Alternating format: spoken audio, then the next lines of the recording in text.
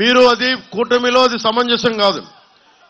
ముఖ్యంగా మనం అందరం గౌరవించే తెలుగుదేశం వ్యవస్థాపక అధ్యక్షులు స్వర్గీయ నందమూరి తారక రామారావు గారు, మీకు తెలుసు ఆయన అంటే నాకు ఎంత ఇష్టమో. ఆయన పాటలు కూడా నేను సినిమాలో పెట్టుకున్నాను. ఆడువారి మాటలకు అర్థాలు వేరు లేను. ఆయన సినిమాలకి, ఆయన పాత సినిమాలకి అంత అభిమానం.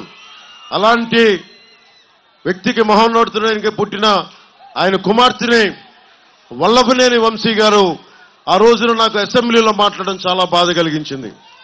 నిజంగా బాధ కలిగించింది.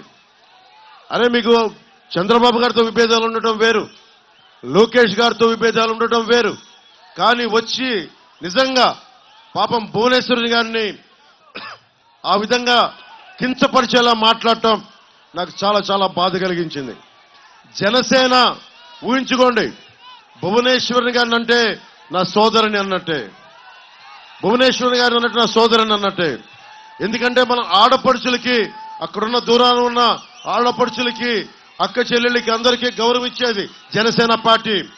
నాయకులతో అభిప్రాయ భేదాలు ఉండొచ్చు, వైసీపీ నాయకులతో అభిప్రాయ భేదాలు ఉండొచ్చు, జగన్ గారితో కూడా విభేదాలు ఉన్నాయి, కానీ ఎప్పుడు కూడా వారి సతీమణిని ఎప్పుడు కించపరిచేలా మాట్లాడలేదు. తగ్గించం, అది మన సంస్కారం, మన పెద్దలు నేర్పించిన సంస్కారం. కానీ వల్లభనేని వంశీ గారికి ఓటు కనుక జనసేన మద్దతుదారులు వేస్తే స్త్రీని అగౌరవపరిచిన వ్యక్తికి, ఆడవారిని అగౌరవపరిచిన వ్యక్తికి, మా సోదరుని అగౌరవపరిచిన వ్యక్తికి మనం మద్దతు తెలిపినట్టే. దయచేసి అక్కడెక్కడో జరిగింది మనకు కాదు కదా అనుకోవద్దు.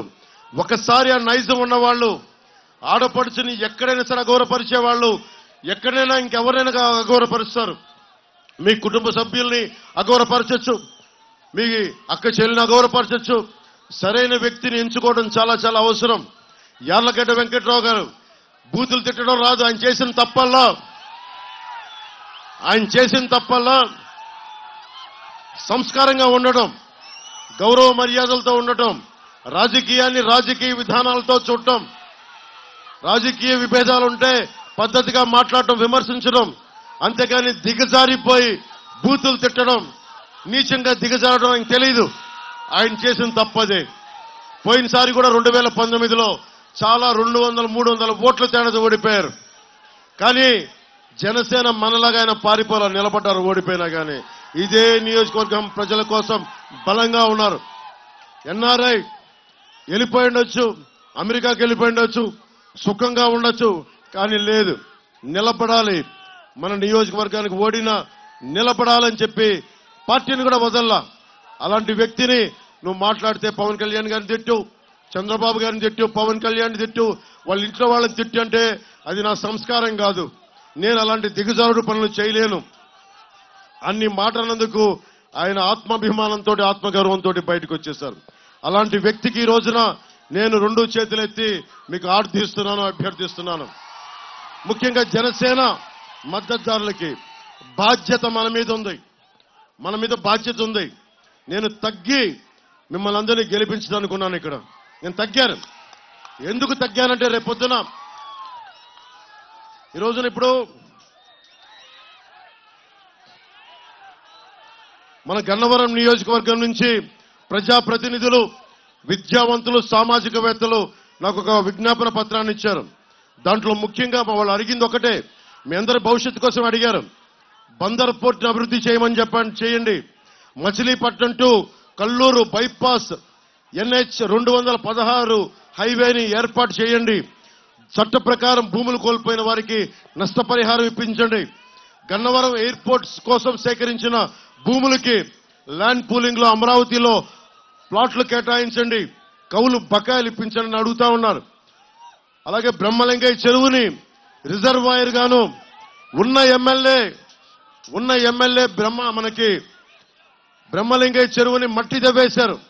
చెరువులను కాపాడుకోవాలి మనం. అలాంటి చెరువుల్ని వీళ్ళు మట్టి కింద తవ్వేసుకుంటున్నారు. 100 కోట్లు దోచేశారు ఇక్కడ. కానీ బ్రహ్మలింగయ్య చెరువుని విద్యావంతులు, మేధావులు, సామాజికవేత్తలు అడుగుతా ఉన్నారు. బ్రహ్మలింగయ్య చెరువుని రిజర్వాయర్ గాను, పర్యాటక అభివృద్ధి గాను, మరియు సాగునీరు, తాగునీరుని అందించమని కోరుకుంటా ఉన్నారు. గన్నవరంలో IT కారిడార్ ని పెట్టండి. మనకి మల్లపల్లిలో పూర్తి స్థాయిలో పరిశ్రమలను ఏర్పాటు చేయండి. అలాగే విజయవాడ ఏలూరు మధ్యలో రైల్వే లైన్ క్రాసింగ్ నెంబర్ 33-4 వద్ద అండర్ పాస్ ఏర్పాటు చేయాలి అంటే ఖచ్చితంగా అది రైల్వే లైన్ కాబట్టి మన బాలశౌరి గారు గాజు గ్లాసు గుర్తు మీద ఆయనే మాట్లాడగలరు. ఇవన్నీ ఆయన మాట మెత్తగా ఉంటుంది, గొంతెత్తితే పగిలే కొద్ది గాజు ఎంత పదునెక్కుద్ది, ఆయన అంత పదునెక్కే మనిషి, పదునున్న మనిషి ఆయన. అలాగే NH-16 వేలూరు క్రాసింగ్ ని కూడా జాతీయ రహదారికి అండర్ పాస్ ఏర్పాటు చేయమంటా ఉన్నారు. 2 అండర్ పాస్లు కోరుకుంటా ఉన్నారు, బ్రిడ్జిలు కోరుకుంటా ఉన్నారు. ఇవన్నీ కొన్ని కేంద్ర ప్రభుత్వం పరిధిలో ఉన్నాయి, కొన్ని రాష్ట్ర ప్రభుత్వ పరిధిలో ఉన్నాయి. వీటన్నిటిని మనస్ఫూర్తిగా మేము బాధ్యత తీసుకొని పూర్తి చేస్తామని నేను మీ అందరికీ మాటిస్తున్నాను.